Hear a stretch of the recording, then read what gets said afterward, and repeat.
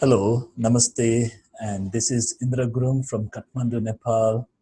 And hello, everyone. Welcome, all of you who are attending online ICTA Conference 2019. This is the second day of ICTA Online Conference, and I'm speaking to you from the country of Himalayas called Nepal. And Nepal is well known for smiles, which represent happiness. So here, once Jack commented that Nepal being so underdeveloped, so poor, materialistically, still we are one of the happiest people in the world. So he was surprised when he came 6 years back to Kathmandu, Nepal, and we took him around Kathmandu and some part of Nepal. He was really surprised to see that how it is possible that instead of all these challenges, all the Nepalese are laughing, smiling, and happy most of the time. So I don't know what made him so impressive about Nepal that he happened to come again and again for last 6 years, and we've been working together, and we could learn so many things from him. I'm really grateful to Jack Makhani, and at the same time, I would also like to say thank you to Mind Metrics India for organizing such a wonderful ICTA conference online for the very first time. So those who are attending today, you are of course you are having a lot of good time since yesterday. This is the second day of ICTA conference 2019, and me, I'm just a simple guy, but on the process, I happen to learn so many things, and I'm still learning. And here today, I'm here to share what I have learned in last 18, 20 years as a coach, as a trainer, and as a spiritual healer that, that helps in every area, in every aspect of our life. I do coach so many executives. I do coach so many sports stars in Nepal, as I am associated with ICTA. I'm also associated with Akasa Coaching Alliance. I'm also associated with Nepal Olympic Committee, where I train the sports stars to perform even better every time. So today, whatever I'm going to share, it is from a book written by our mentor, Jack Makhani, on self-mastery, or we call it self-coaching. I'm sure you'll stay with me for next 30 minutes. And here I go to start with you what is all about this, the chapter 5 called Live from the Heart. So when we say heart, as we hear the word heart, it is somewhere here on the left side, a little bit on the left side of our heart, of our body, of our chest. So to begin with, I would like to welcome you that why we need to talk, why we need to learn, why we need to educate, why we need to train our heart to be successful in our life. Success, everyone has their own definition. So please understand the way you understand your successes. However, when you say success, success means, for me, it is more to be more happy. It means to be fulfilling in your life. It means that you achieve that you always desire for. More than that, it is that you have come very close, or you have achieved your full potential. That's what is mean success to me. So today I'm going to share the chapter called Live from Your Heart. So when you say live from your heart, what does it mean? Let me share with you the screen.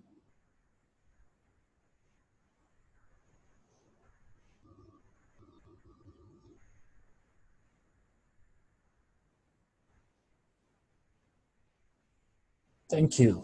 Staying tuned with me. And here we start. The organizer of this ICTA conference 2019 is Mind Metrics Wellness Studio from Pune, India. And here I call it like educating the mind without educating the heart is no education at all, as Aristotle remarked it long back in our history. And for me, when we say live from the heart, and why we need to talk, educate our heart is simply because it has been always important, but now it has become even more important because we are entering the wisdom age. So when we call wisdom age, let me take you a little reverse. Before the wisdom age, we were into IT age for a couple, maybe for a couple of decades. And prior to that, if we go a little back, we were into industrial age. And then if you go before industrial age, we were into agriculture age. I'm sure some of you might be a little confused because many of the new generation people, they have never heard about, or they have never able to experience about agriculture age.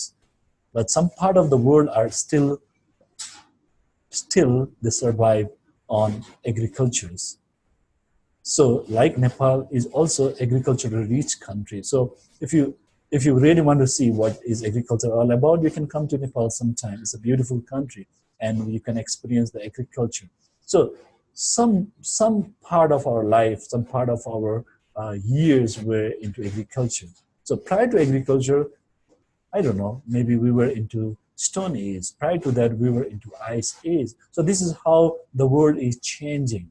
When we were in Ice Age, they said that it took thousands of years to, to jump into Stone Age. So when there was a Stone Age, it took even thousands of years to get into agriculture age. But as we enter into agriculture age, it has become faster. From the agriculture age to get into the industrial age, it was only 100 years. So from agriculture age to industrial age, it is 100 years. From industrial age to IT age, it took maybe only half of a century. And from IT is to get into wisdom is, I think it is not even a decade or not even 2 decades that we are entering into the wisdom age. So living from the heart means first of all is to get aware that where we are heading, where the humanity are heading towards. So we are heading towards wisdom age. Therefore, it has become even more important to operate from the heart. The reason being, I want to give you some reason why we need to open our heart, why we need to reconnect to our heart. So before we connect to the heart, or before I talk about connecting the heart, let's do an exercise so that it will warm you up. Because whatever or whoever we speak to, or whoever we like to communicate, we always build a rapport.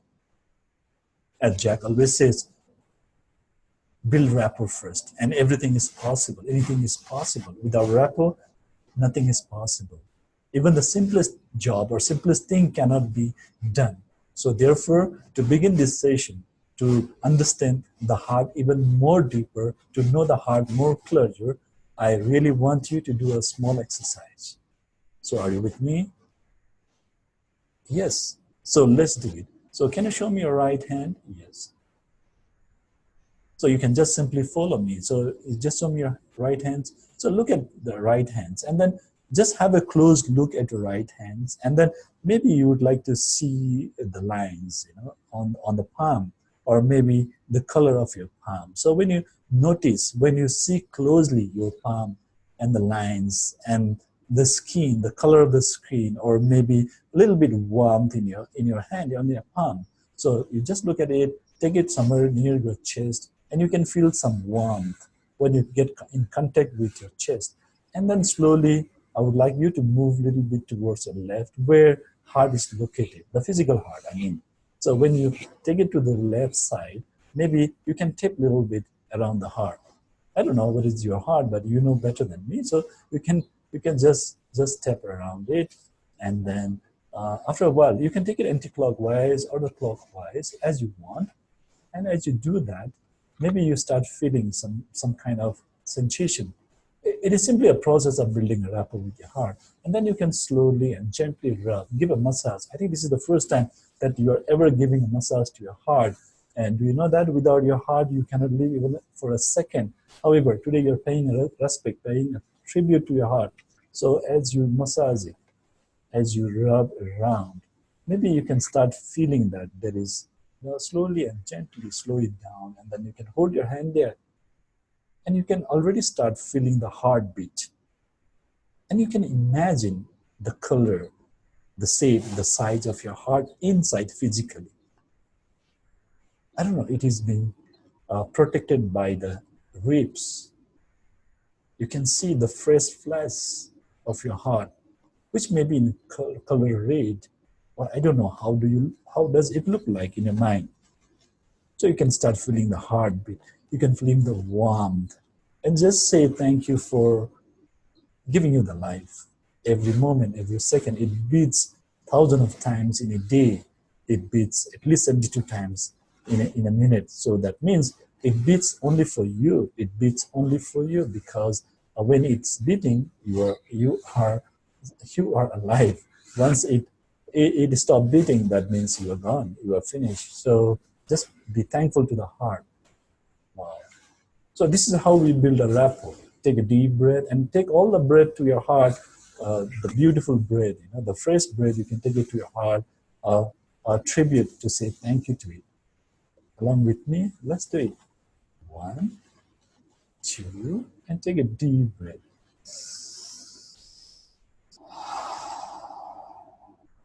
And hold your hands for a while.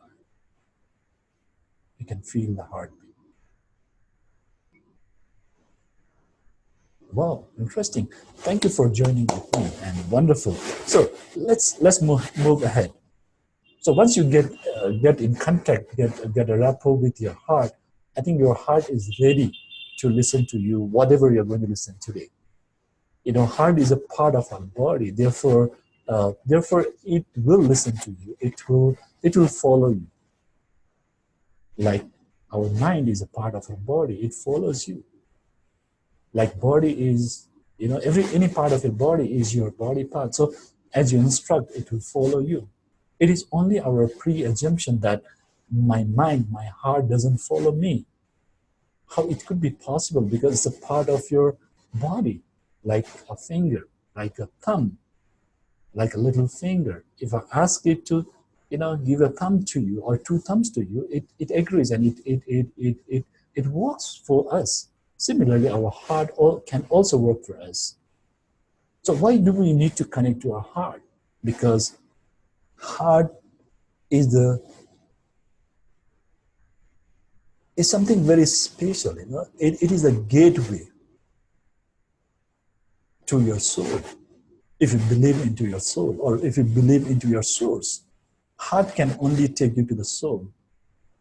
There has been many research that says that if you really want to connect to your higher self from the lower self, that's who we are today, we really need to open our heart. We really need to reconnect to our heart, because that is the bridge between our lower self to the higher self. If it doesn't satisfy, then let me tell you something more, because heart is the transformation center that will take us from lower dimension or third dimension to the fourth dimension and even higher.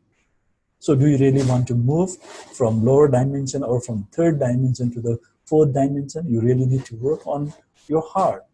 So when we say leave from your heart, and the reason why we need to leave from our heart is simply because we want to move from lower dimension to the higher dimension, and all the vibration, the energy of the earth, of the universe is changing so fast. Even to catch up with these changes, with this transformation, we really have to work on our heart. So today we're going to discuss, or I'm going to really tell you only 3 things. 1, it is about explore kindness and happiness, which is a big part of our heart. And we're going to talk, number 2, about personal ethics. What is personal ethics, and how does it help to open our heart when we understand the ethics? And the third one is language of our heart.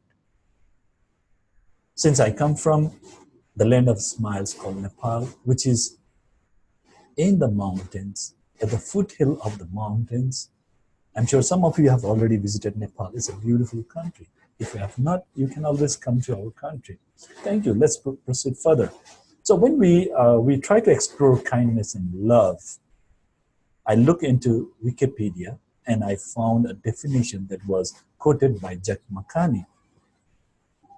Kindness is the act or the state of being kind, being marked by good and charitable behavior, pleasant disposition, and concern for others. It is known as a virtue and recognized as a value in many cultures and religions. We come from different culture and different religion.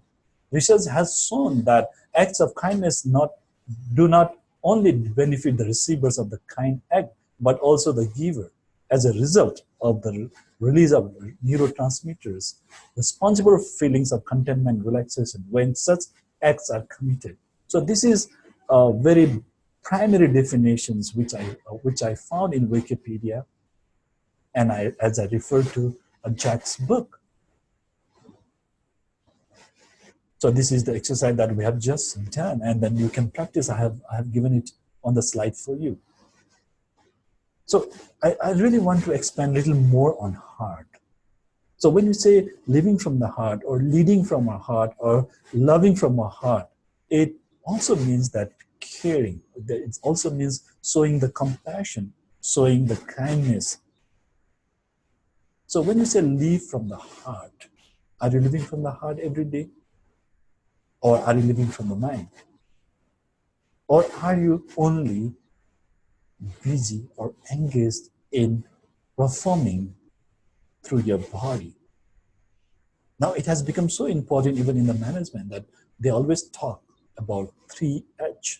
That is 1H for the head, the second H for our hands, which is physical, and the third H is about heart. I'm sure my fellow friends, they have already spoken so much about NLP, which is more of mind. And so many other people, they have spoken about maybe body or the hand, the skills and capacities. Whatever I'm talking right now is about heart, which is more of emotions, more of feelings. And I'm going to talk more about that. Now let's go to the second, that is personal ethics. Ethics, also known as moral philosophy, is a branch of philosophy that involves systemizing, defending, and recommending concept of right and wrong conduct. So when you say ethics, it is, in a short, it is called right or wrong. What is right and wrong for you? What is good or bad for you? The term comes from a Greek word ethos, which means character. That is our character. Whenever we call it character, I remember that character means something inside. Whatever character you have, it is displayed outside. It is being converted into behavior or action, which is called our personality. So we are not going to talk about personality. We are going to talk about something inside, something in our heart. Ethics is a complement to aesthetics in the philosophy field of axiology. In philosophy, ethics studies the moral behavior in humans and how one should act or should not act. Family, society, organization, and nation is driven by the collective consciousness of personal ethics. Whatever culture we are in, either it's a family or a society or an organization culture, they are made out of our collective personal ethics.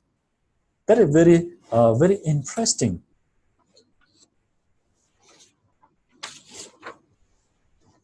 Standing a very interesting line a statement that I would like to share with you. In law, a man is guilty when he violates the rights of another. In law, a man is guilty when he violates the rights of another.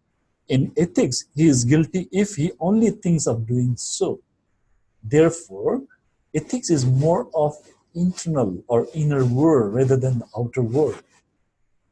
Whereas law or the rule that we create for a family, for a society, or for an organization, they are simply on black and white.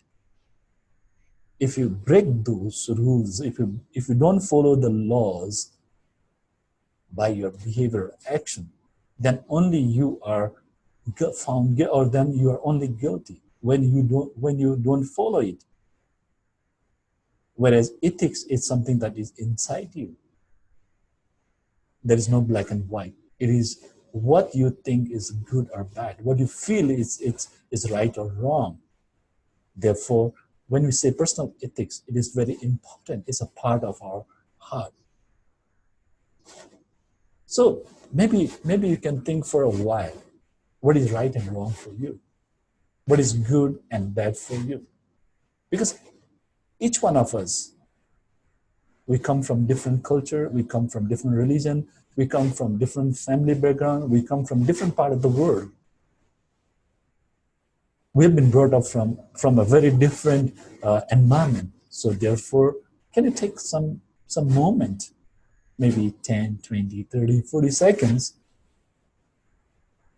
and just write what is good, what is bad for you, what is right, and what is wrong for you.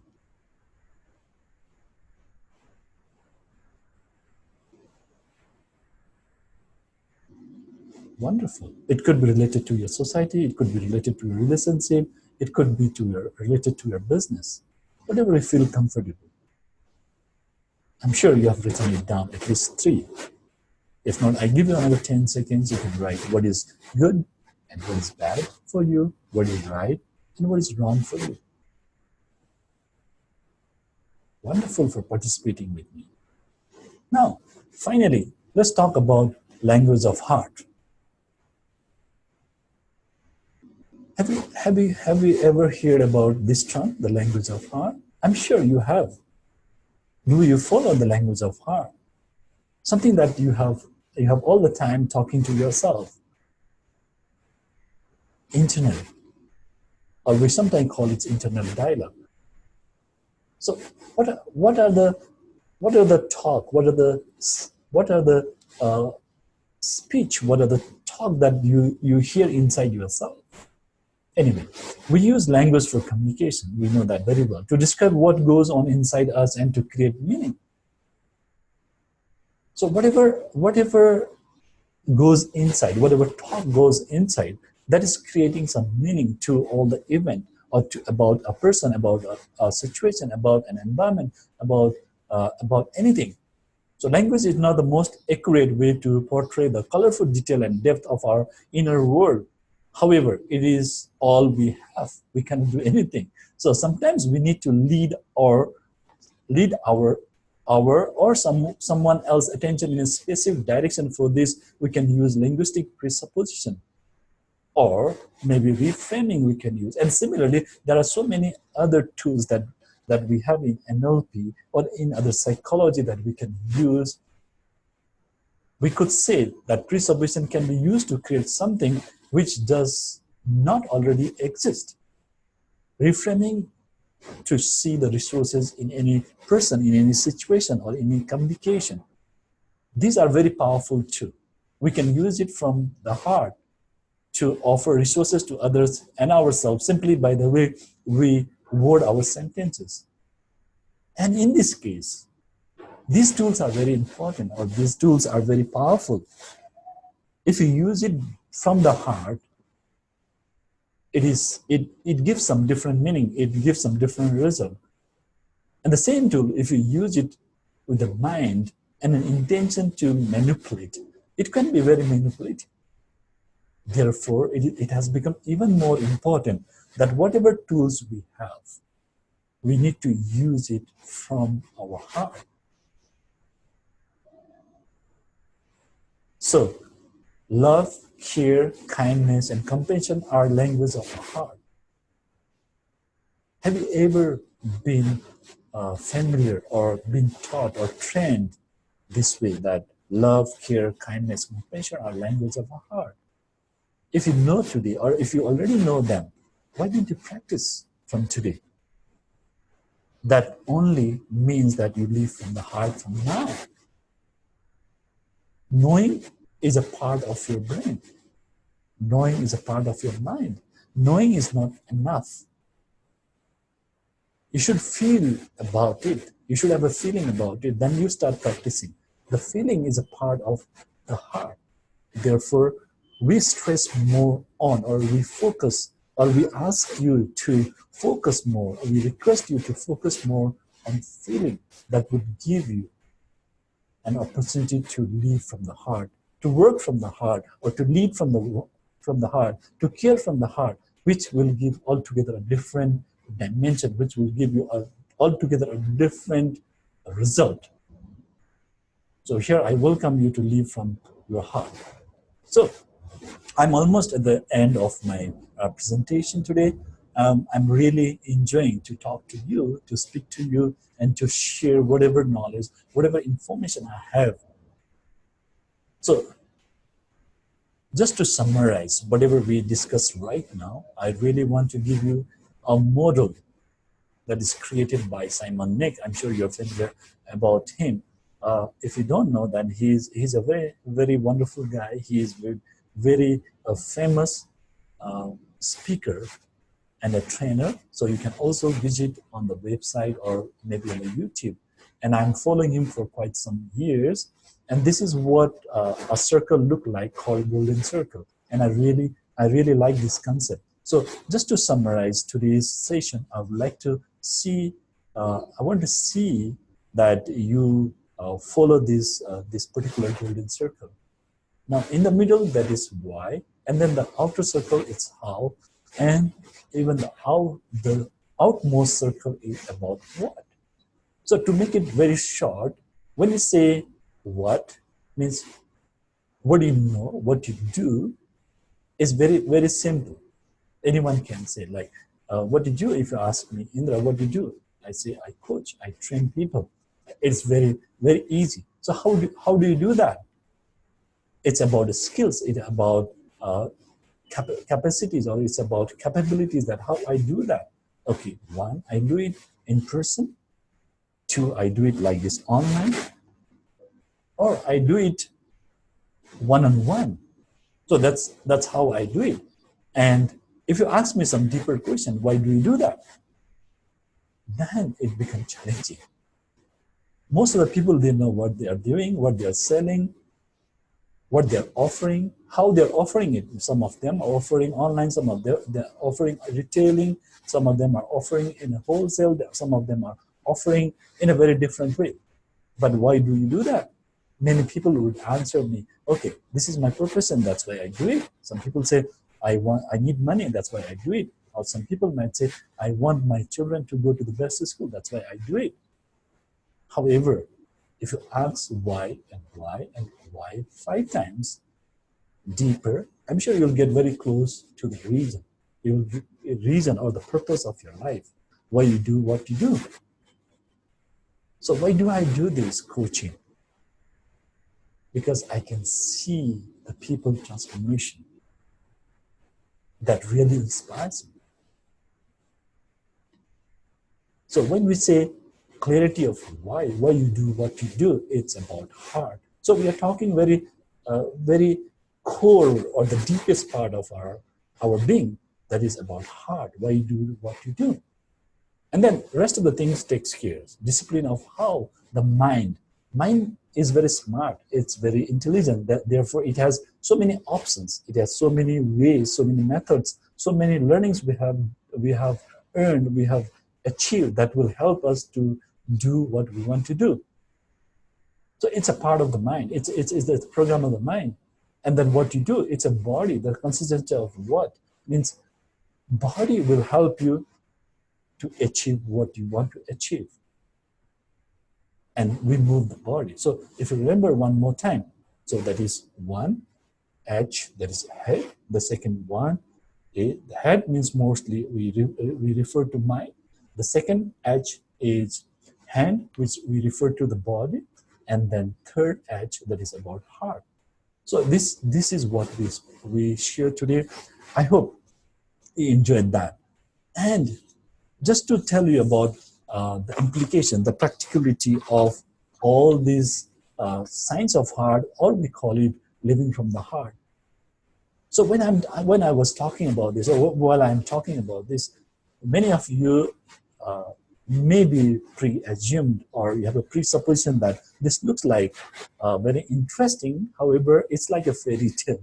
It's looked like a spiritual or a religious lecture being given to everyone. No. It is not that. Because if you check out internet today, you'll find so many organizations, so many people, they are following their heart. And recently, we have come across so many examples that uh, passion become your profession, where you're happy and at the same time you're making your living. So that's I mean those people are living from their heart. Can we train the heart? Yes, we can train the heart. First, we need to understand, we need to be aware that heart can be trained, heart can be educated. And in the beginning, I remarked you already, educating your mind without educating your heart is no education at all. It has become even more important. I'm repeating again and again why it has become so important, because recently I visited a few of the countries, and I happen to be in United States of America. I happen to be in India, where I was looking for expanding the knowledge, expanding the experience on consciousness, which is also a part of our heart and beyond. So that is a beautiful story, a case story, a case studies, I would say. In 1997, three Starbucks employees were murdered during a robbery attempt at one of the Starbucks stores in Washington, D.C. On hearing about it, the founder and the chairman, Mr. Howard, he chartered a plan, and then he went to uh, Washington, D.C., and he stayed there for a week. He worked with the police to find the culprit, to find the guilty, and he also counseled all the family members of those three employees. Was it important? I don't know, but it was his choice. So after a week, he attended the funeral of those victims, and that was not enough. What he said is that he declared to all the employees that now Starbucks, this whatever profit we make from that particular store, we're going to create a fund for the organization. They are those who are supporting and helping the victims in such cases.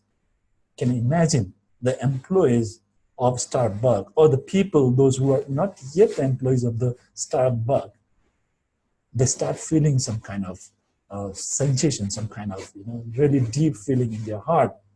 This is what the organization that I would be working for the rest of my life. Or those were aspiring to be employed by some of the companies. I'm sure their first choices will be Starbucks. And I really have a high respect for this gentleman, Mr. Howard, the chairman and the founder of Starbucks. What did he do? He inspired the people from the heart. Whatever he did, it was from his heart. Therefore, he was leading from the heart. This is how it has been catching up the fire around the world. And I'm sure, just to end up with another story about conscious capitalism, there is a huge revolution around the world in the business.